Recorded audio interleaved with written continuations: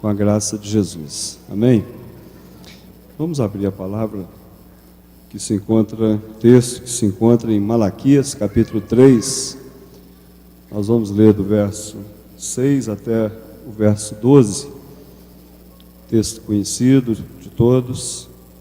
Vamos meditar novamente nesse texto. Malaquias, capítulo 3, versos 6 até o verso 12.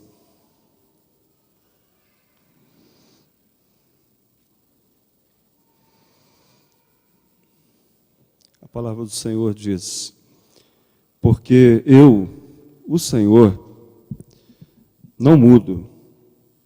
Por isso vós, ó filhos de Jacó, não sois consumidos.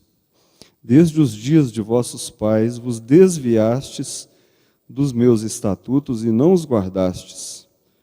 Tornai-vos para mim, e eu me tornarei para vós outros, diz o Senhor dos Exércitos.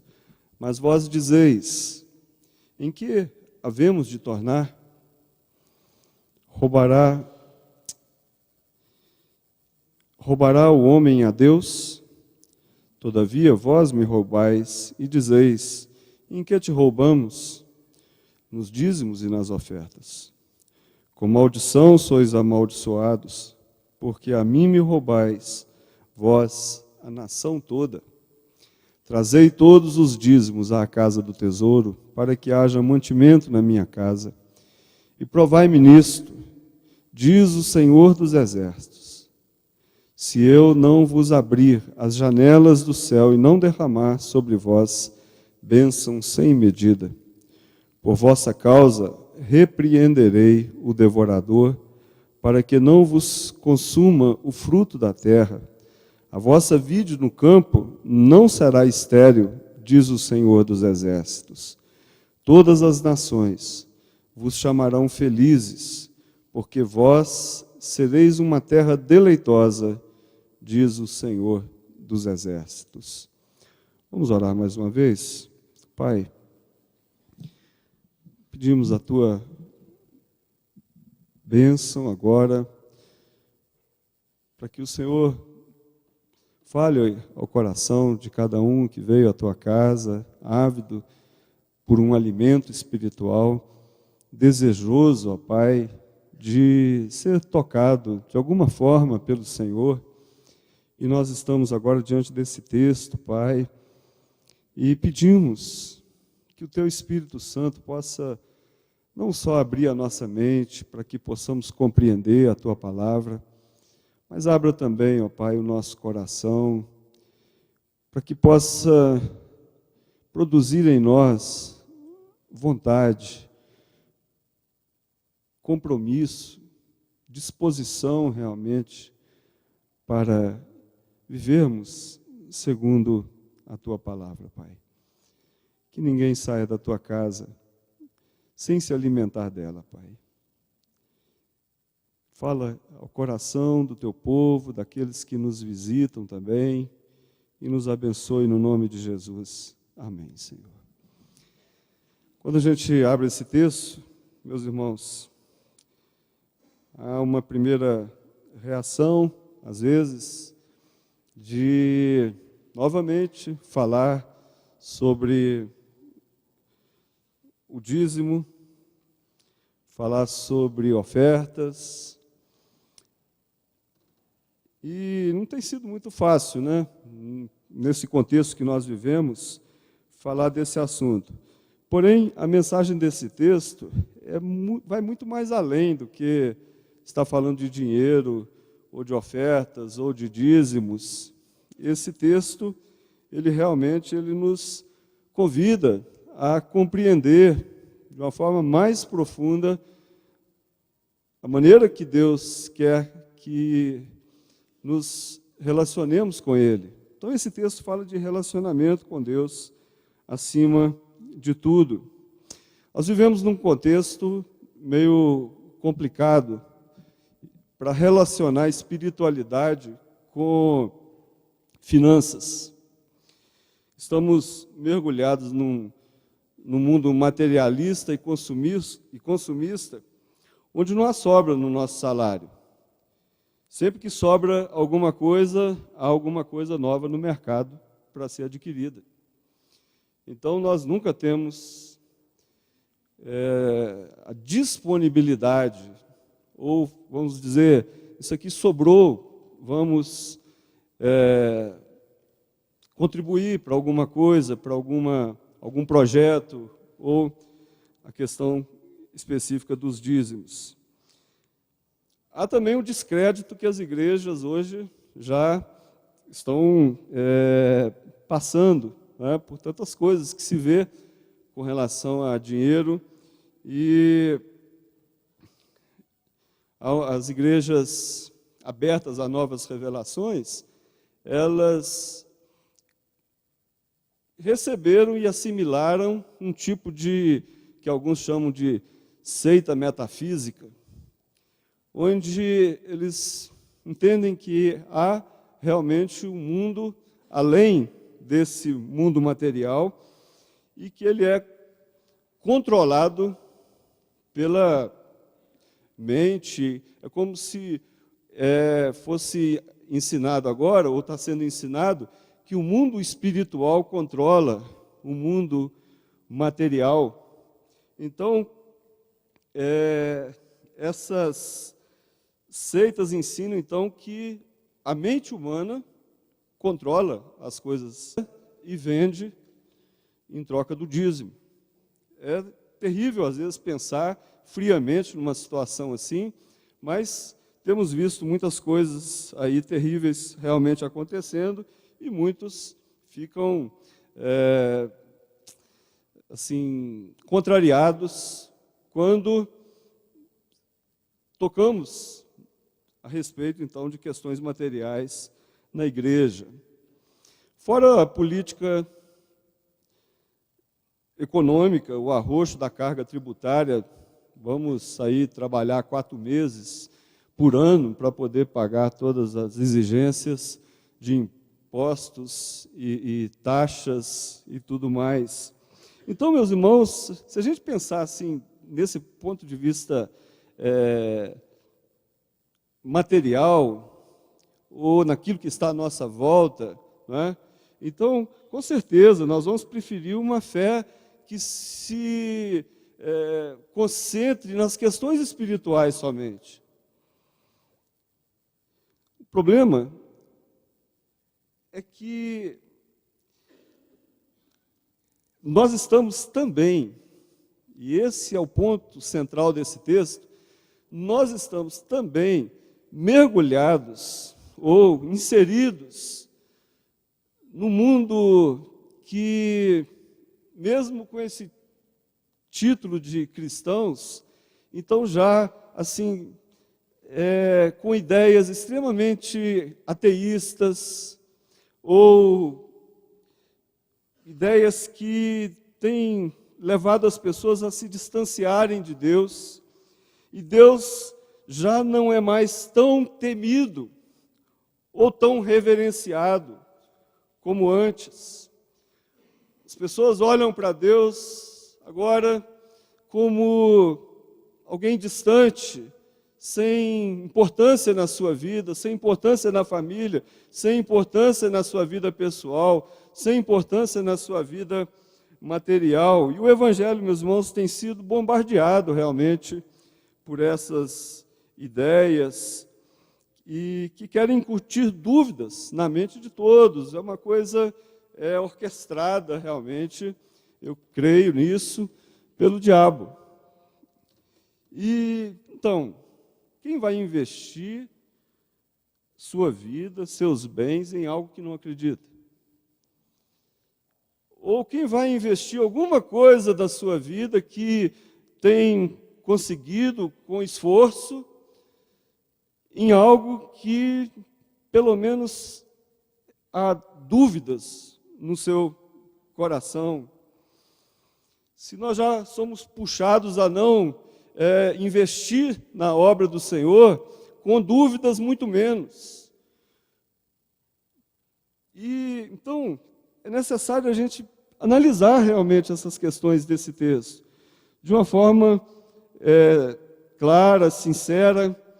E esse texto, meus irmãos, Malaquias, ele se mostra realmente um escritor interessante, a forma com que ele escreve. Já temos lido os outros textos, e Malaquias usa aqui um estilo judaico de escrever, que é uma poesia, um paralelismo antitético, onde ele joga uma ideia e contrapõe de uma outra maneira.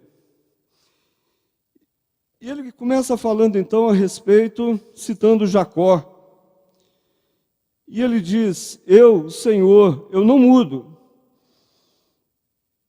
Por isso, vós, filhos de Jacó. É interessante que ele vai usar embaixo, mais adiante, a palavra roubar, que no hebraico é cabá, e é bem parecido, é como se fosse as mesmas letras para a palavra enganador, que é, nós sabemos, Jacó. E ele usa então a ideia de que os filhos de Jacó, eles continuavam sendo como Jacó. Eles continuavam com esse espírito enganador. Eles não mudavam. E o Senhor então se coloca e diz: eu também não mudo. E a questão toda é que os filhos de Jacó, pensando lá na história de Jacó, ele desejava a bênção de Deus, porém ele usou de estratagemas, de enganações, de pecados, para poder conseguir as coisas. Então as coisas, a vida, ela não, assim, era a maneira com que Deus desejava que as coisas acontecessem. Então, nesse texto, meus irmãos, essa mensagem de Malaquias, ele questiona para nós hoje o nosso relacionamento com Deus também. Será que nós vamos também ser parecidos com Jacó quando nós, assim, quando o Senhor espera que tenhamos um relacionamento com Ele, mas a nossa vida não combina nem um pouco com o próprio Deus? Somos mais parecidos com Jacó do que com o Senhor. Então, o povo não compreendia e o povo então perguntava: mas por quê? Nós estamos distantes? Nós estamos distantes do Senhor? Somos religiosos, somos cristãos, somos evangélicos. Tanta gente dizendo isso, se colocando como pessoas, como adoradores. O mundo gospel hoje é um mundo adorador. E o Senhor então pergunta: tornai-vos para mim. O fato de voltar para o Senhor exige uma mudança de postura, de vida, de pensamento, de atitude. O relacionamento com Deus, meus irmãos, exige realmente a pureza de Deus, para que possamos ter comunhão com Ele. Então, o povo se achava, ou se era denominado, chamado, conhecido como povo de Deus. Mas o Senhor olhava para o povo e diz: olha, vocês precisam voltar para mim, vocês estão longe, vocês estão distantes. E na dúvida daquele povo, na dúvida do povo no tempo de Malaquias, quando eles perguntavam: mas Senhor, em que devemos voltar para o Senhor? E o texto, então, é como se o Senhor estivesse dizendo para eles: querem um exemplo? Vou dar um exemplo. Vocês estão usando a mesma esperteza de Jacó, como filhos de Jacó. Porque vocês estão me roubando, vocês querem a bênção, mas estão me roubando. Vocês querem ser chamados de povo de Deus, mas agem como filhos de Jacó. E Deus então diz: tornai-vos para mim, e eu vos tornarei, e eu me tornarei a vós outros. Eugene Peterson, num texto que é uma paráfrase desse texto bíblico, na Bíblia que é chamada de A Mensagem, ele diz o seguinte: eu sou o eterno, sim, sou eu, não mudei. E por eu não ter mudado, vocês, descendentes de Jacó, até agora não foram destruídos. Vocês têm uma história longa de negligência aos meus mandamentos. Não fizeram nada do que eu mandei que vocês fizessem. Voltem para mim, e eu voltarei para vocês, diz o Senhor dos Exércitos. Meus irmãos, era uma mensagem que os profetas já estavam, todos eles. Se nós voltarmos aos outros profetas, os textos dos outros profetas, nós vamos ver essa mesma mensagem, um povo que se distanciava cada vez mais do Senhor. Então, Zacarias, por exemplo, no capítulo 1, versos 3 e 4, ele diz: portanto, diz-lhes, assim diz o Senhor dos Exércitos, tornai-vos para mim, diz o Senhor dos Exércitos, e eu me tornarei para vós outros, diz o Senhor dos Exércitos. Não sejais como vossos pais, a quem clamavam os profetas, dizendo, assim diz o Senhor dos Exércitos, convertei-vos agora dos vossos maus caminhos e das vossas más obras. Mas não ouviram, nem me atenderam, diz o Senhor. Meus irmãos, é necessário que sejamos parecidos com Deus, para que possamos ter um relacionamento com Ele. E a mensagem do Evangelho é exatamente essa proposta.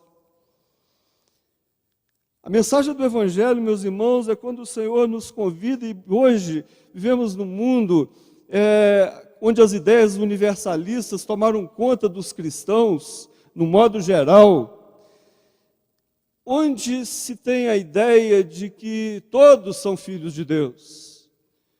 Mas o Evangelho não diz isso. O Evangelho diz que, para nos tornarmos filhos de Deus, nós precisamos do Senhor Jesus, alguém que possa pagar realmente o nosso pecado, porque o salário do nosso pecado é a morte. Esse é o Evangelho simples. E o Senhor Jesus, então, se torna o mediador. Ele nos coloca em comunhão plena com Deus, Ele restaura o nosso relacionamento com Deus, Ele renova a nossa vida com Deus. Meus irmãos, essa é a mensagem simples do Evangelho que encontramos na Palavra de Deus. E quando então encontramos, através do Senhor Jesus, essa comunhão com Deus, nos voltamos para Ele. Então o Senhor, Ele requer de nós que demonstremos, através das nossas ações, da nossa vida, esse amor que temos para com Ele, essa gratidão por Ele ter enviado o Seu Filho Jesus Cristo aqui para morrer por nós, uma mensagem tão conhecida, tão simples, e o Senhor então, Ele fala, olha, de que maneira nós podemos nos tornar para o Senhor. E a mensagem do texto é que nós temos que demonstrar isso. Demonstrar, meus irmãos, com uma confiança plena nesse Deus. Demonstrar através de uma entrega plena da nossa vida. A entrega de tudo que somos, do nosso sustento material, da nossa vida nesse mundo. Então é uma entrega plena, sem reservas. Essa demonstração é que o Senhor espera de nós. É uma demonstração clara de que realmente nós o amamos, de que realmente nós confiamos nele, que realmente Ele é o sustentador, o provedor, Ele é o nosso Deus. A primeira aplicação, a primeira lição que eu quero compartilhar com os irmãos nesse texto é que ter esse relacionamento pleno com Deus implica, sim, em obedecer a sua palavra. É a maneira que nós temos de demonstrar a Deus que Ele é importante para nós. Talvez Deus pudesse lembrar várias outras coisas, mas aqui nesse texto ele toca na questão financeira, ele toca realmente em uma questão que é fundamental na nossa vida. E quando mexe com o nosso bolso, então nós realmente vamos dar uma resposta concreta. Se Deus é tudo isso que nós falamos, tudo isso que nós adoramos e cantamos muitas vezes nos nossos louvores, ou nós estamos enganando o Senhor na nossa adoração. Meus irmãos, muitos vão questionar, mas pastor, esse ensinamento é do Velho Testamento, é da lei. Falar sobre dízimo é algo do Velho Testamento. E é isso mesmo, meus irmãos. Abraão, ele deu 1/10 a Melquisedeque dos seus bens. Jacó mesmo prometeu 1/10 ao Senhor. A lei decretou que 1/10 seria santo ao Senhor, e isso seria destinado aos levitas. 1/10 do que era destinado aos levitas era enviado para os sacerdotes. Então, tudo isso permanece. O sentido, o princípio de tudo isso permanece para nós, porque compreendemos que Deus tem que estar em primeiro lugar na nossa vida, e é uma declaração de que realmente Ele é o sustentador da nossa vida, e Ele deve ser servido. Jesus confirmou tudo isso, e quando Ele disse que devemos dar a Deus o que é de Deus, não podemos ficar conosco. Ele elogiou a viúva, que deu tudo que ela tinha. Então, nós demonstramos nosso temor a Deus com tudo que nós oferecemos para Ele, sim, sem dúvida. Um pastor que esteve aqui em nossa igreja, o reverendo Cloy, falecido há pouco tempo, um homem realmente, coração missionário, voltado para o Senhor, ele disse que quando o crente abandona o primeiro amor, ele arranja um segundo, que é o amor por ele mesmo, o amor pelas coisas que ele tem. Então ele se torna escravo das suas próprias posses. Então nós precisamos de repensar sim o nosso relacionamento com Deus, porque se nós nos apegamos a algumas coisas que nós entendemos que são mais importantes do que o próprio Deus, ou não confiamos de que Deus há de ser o provedor da nossa vida, há um problema de confiança, há um problema de entrega, há um problema, sim, de relacionamento. Então nós precisamos pensar. A segunda lição que nós entendemos nesse texto, queridos, é que Deus, Ele abre os céus sobre os que abrem o coração. Ele abre o céu sobre aqueles que têm o coração aberto para Ele. Olhar para Deus, meus irmãos, compreender realmente quem Deus é, abrir a palavra do Senhor. Muitos não sabem, e eu desafio a todos: abre a palavra, conheçam a Deus. Ele é apresentado com inúmeros nomes, porque um nome só não é possível definir a grandeza de Deus. Ele é gracioso, Ele é bondoso, Ele é misericordioso. Então Deus, Ele é aquele que se relaciona, que vem à nossa direção.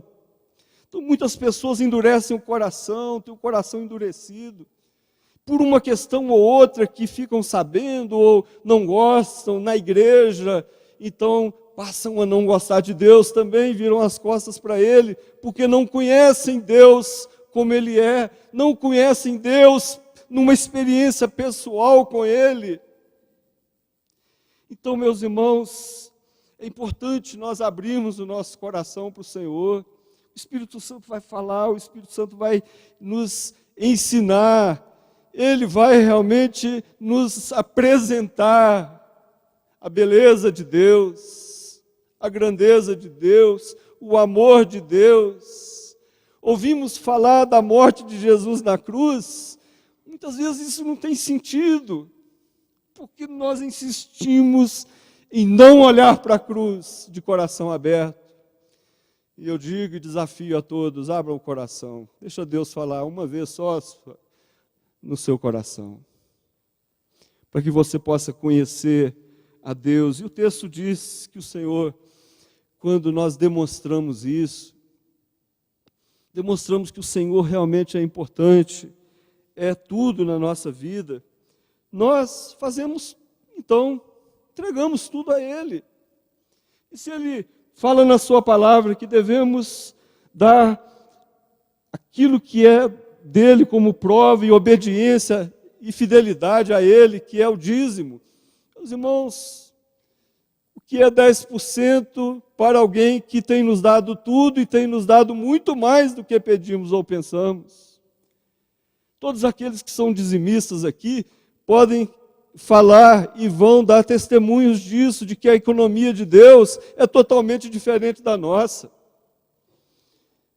Porque o fato de sermos fiéis a Ele, isso prova realmente o que nós sentimos a respeito dele, mas muito mais, nós provamos a fidelidade de Deus e Ele, aqui nesse texto, se coloca à prova. Provai-me nisso. Se eu não abrir as janelas do céu e não derramar sobre vós bênção sem medida, essa expressão sem medida, na verdade, a tradução dela é o suficiente, tudo que precisarmos, tudo que necessitarmos, o Senhor vai prover. E Ele está dizendo, olha, façam prova de mim. Um pastor, reverendo Jeremias, ele, falando a respeito do dízimo, certa vez, ele disse que deixar de ser dizimista é sair de debaixo da cobertura de Deus para cuidar sozinho da sua vida financeira. Nós assumimos a responsabilidade e quando nós, com o coração aberto, somos fiéis ao Senhor, obedecemos a sua palavra, nós estamos dizendo, Senhor, seja responsável pela minha vida financeira, cuida da minha família, o Senhor é o provedor. Meus irmãos, é muito sério essa questão, porque nós, aqui o texto, ele fala a respeito da casa de Deus, para que haja mantimento na minha casa. E eu entendo que se a despensa de Deus está vazia, é só uma questão de tempo para nós se esvaziar. E os irmãos notaram que esse texto fala de maldição. E aí os irmãos vão dizer, mas a maldição foi quebrada. Mas todo pecado tem maldição.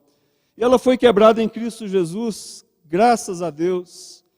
Sim, mas esse texto, ele fala que o Senhor, Ele há de realmente providenciar, abrindo a janela do céu, ou então impedindo. Vemos vários textos na Bíblia a respeito disso. Ageu fala que quando o povo se preocupou mais com as suas casas do que com a casa de Deus, até o orvalho do céu foi cortado. Não havia chuva e nem orvalho durante a noite. Porque Deus é soberano sobre todas as coisas. E aí entramos, meus irmãos, numa terceira lição desse texto, uma terceira aplicação. Se nós temos um relacionamento com Deus, estamos juntos dele, e Ele está conosco, nós não precisamos temer o devorador, diz o texto, no verso 11, por vossa causa eu repreenderei o devorador. Meus irmãos, devorador, gafanhoto, o texto não fala de gafanhoto, mas outros textos usam essa figura do gafanhoto. Joel usa, inclusive, 4 tipos de gafanhoto. Ele fala, se o cortador não acabar com tudo, vem um migrador e vai continuar devorando tudo. Aí vem um devorador, depois o destruidor. Então, nós precisamos entender que esse texto aqui há uma mistura de ideias, de vida financeira com vida diária. O Velho Testamento usa muito fruto da terra, não é? Ninguém aqui é agricultor, ou poucos são, não é? Alguns, já vi uns 2. Então, então nós precisamos de compreender que o texto não está falando exatamente ou somente da terra, do que a terra vai produzir, se a semente vai brotar. Meus irmãos, o verso 12 nos dá essa ideia quando ele fala de felicidade.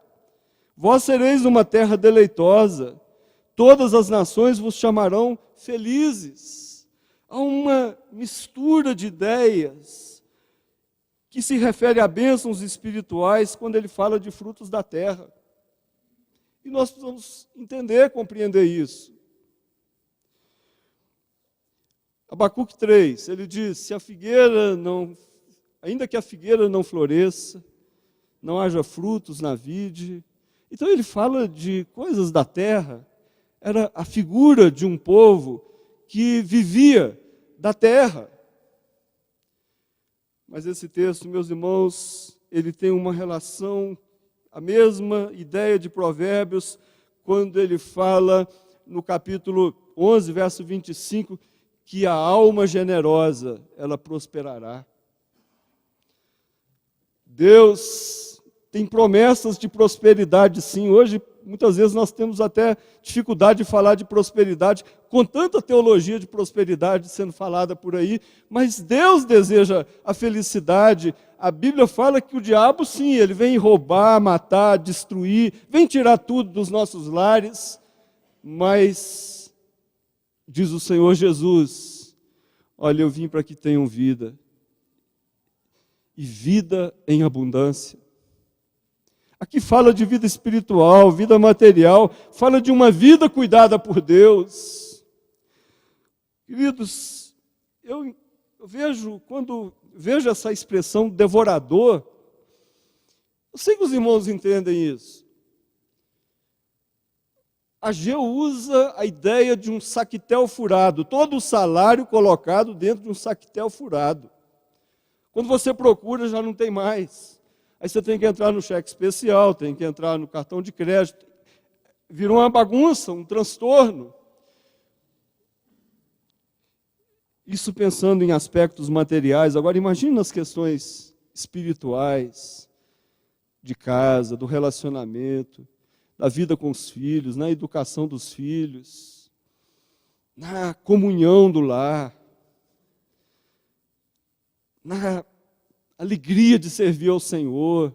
Sabe, tem tanta coisa na nossa vida que depende exclusivamente desse relacionamento nosso com Deus.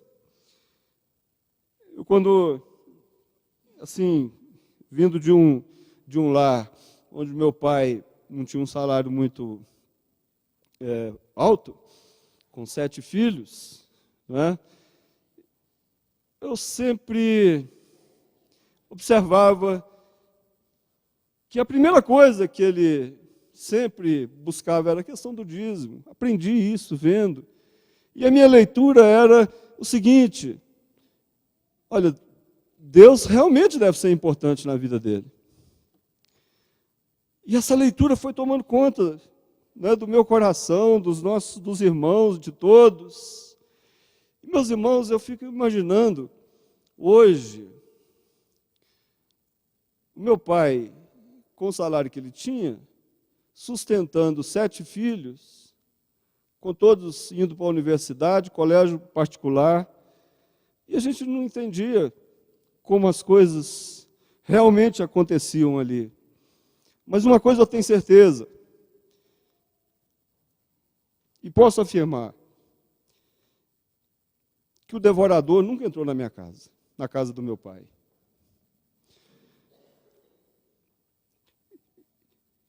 E eu creio, queridos, que é importante a gente pensar nesse texto, não só com o preconceito de se ler, olha, vocês estão roubando do Senhor. trazei os dízimos à casa do Senhor. A casa do Senhor, olha, se não tiver mantimento na casa, Deus vai fazer a obra dele do mesmo jeito, sem a nossa participação. A Bíblia diz que ele começou uma obra e ele vai terminar, independente da gente. Mas ele, pela sua infinita bondade, ele resolveu nos incluir no projeto dele. Ele resolveu me dar o privilégio para você participar do projeto da glória, para que a glória dele seja vista em toda a terra. Mas é necessário que haja confiança, é necessário acreditar realmente. Fé, meus irmãos, não é força do pensamento positivo, onde você vai focar em alguma coisa e aquilo ali vai se transformar, porque o mundo espiritual manda no mundo material. Isso é balela. É Deus. É Deus que sustenta. É Deus que cuida. E a única coisa que Ele está pedindo, que Ele fala, é que Ele nos quer perto dEle. Tornai-vos para mim. Visitando uma irmã que vai passar por uma cirurgia muito difícil. Ela falou assim: pastor, a única coisa que eu quero é que Jesus não largue a minha mão. Meus irmãos, tem certas horas que não tem dinheiro, não tem carro, não tem apartamento, não tem nada. A única coisa que vai ter sentido é se a gente tiver a certeza que Deus está segurando a nossa mão. Por isso Ele está convidando: olha, tenha um bom relacionamento comigo. Se volte para mim. Vamos andar juntos. Vamos caminhar juntos. Porque eu vou abrir as janelas do céu. Vou fazer com que você experimente de uma felicidade que não depende de dinheiro, que não depende de nada, depende da minha companhia. Que o Senhor realmente fale ao nosso coração, meus irmãos. Que possamos sair daqui hoje e durante essa semana possamos refletir como tem sido o seu relacionamento com Deus. Como tem sido a sua família. O devorador entrou ali. Então está na hora de repreendê-lo. Está na hora de colocar um valente dentro de casa. Está na hora de resgatar a grandeza de Deus na nossa vida. Que possamos refletir a nossa caminhada cristã. E possamos falar como Moisés disse um dia: Senhor, se a tua presença não vai comigo, não me faça sair desse lugar. Amém, queridos? Que Deus nos abençoe. Vamos cantar um cântico. Enquanto nós cantamos esse cântico, eu queria dar oportunidade. Se você quiser vir aqui à frente, colocar a sua vida, estamos iniciando o mês do lar, colocar o seu lar, colocar a sua vida, sua família, seus filhos, a presença de Deus, fazendo um compromisso realmente com o Senhor. Vamos cantar.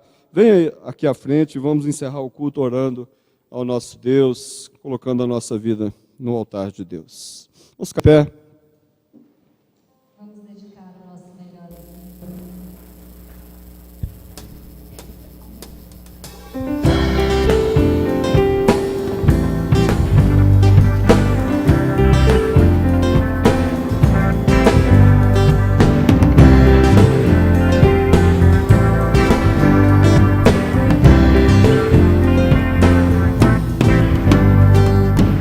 Para ti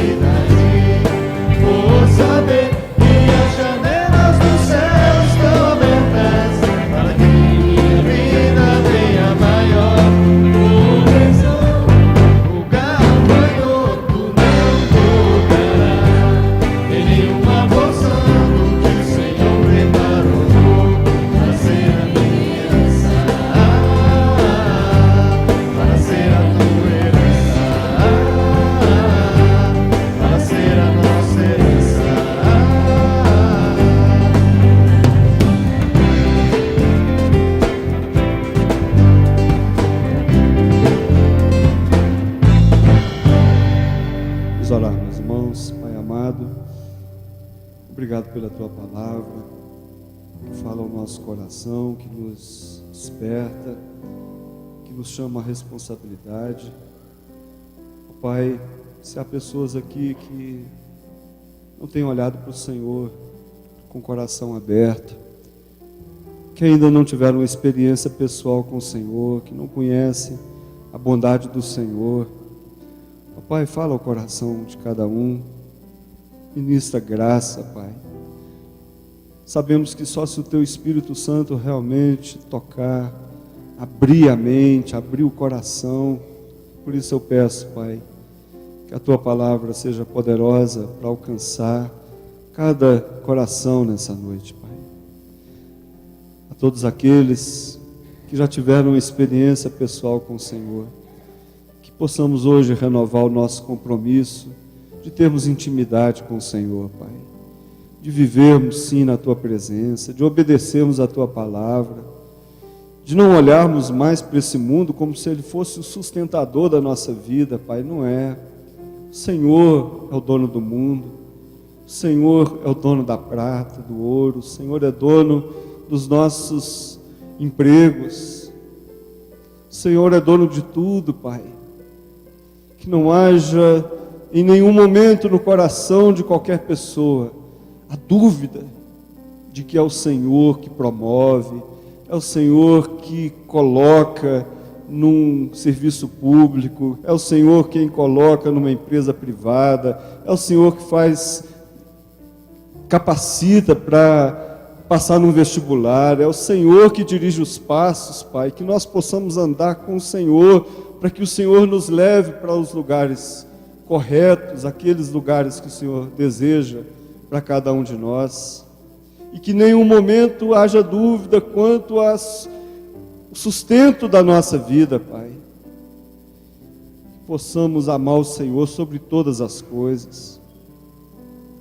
Nos perdoe, Pai, nos perdoe quando a gente tem dado mais o melhor da nossa vida para o mundo, e não tem sobrado nada para a Tua casa, não tem sobrado nada, Pai, do nosso tempo para o Senhor. Nos perdoe, perdoe a Tua igreja, Pai, mas que possamos caminhar contigo.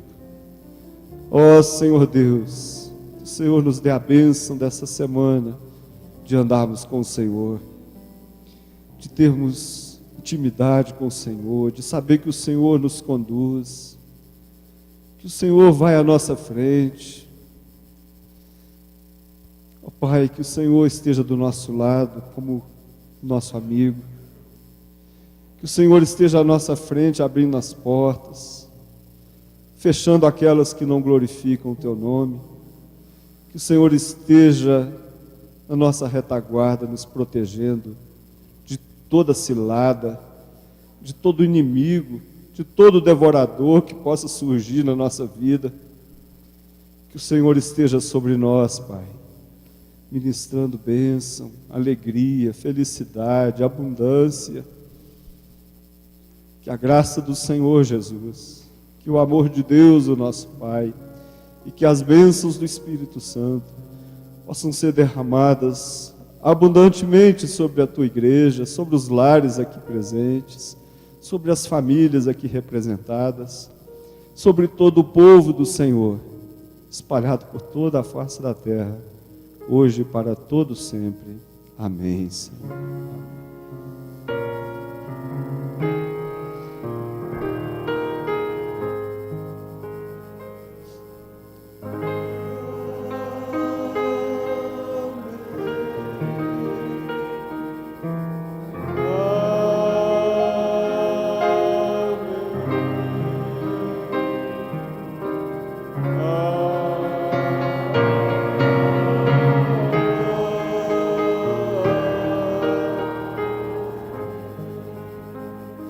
Não saia sem antes abençoar um irmão, desejar a bênção de Deus. Dá um abraço no irmão que está aí sozinho do seu lado.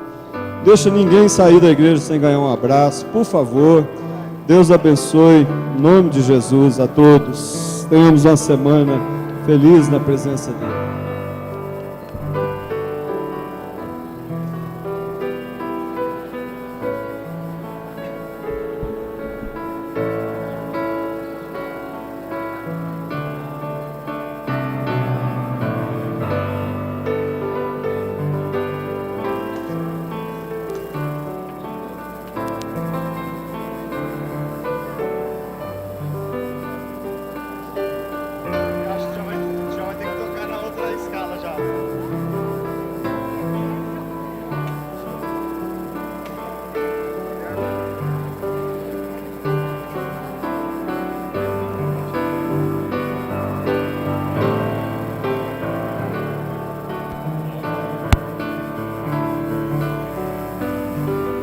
Amém.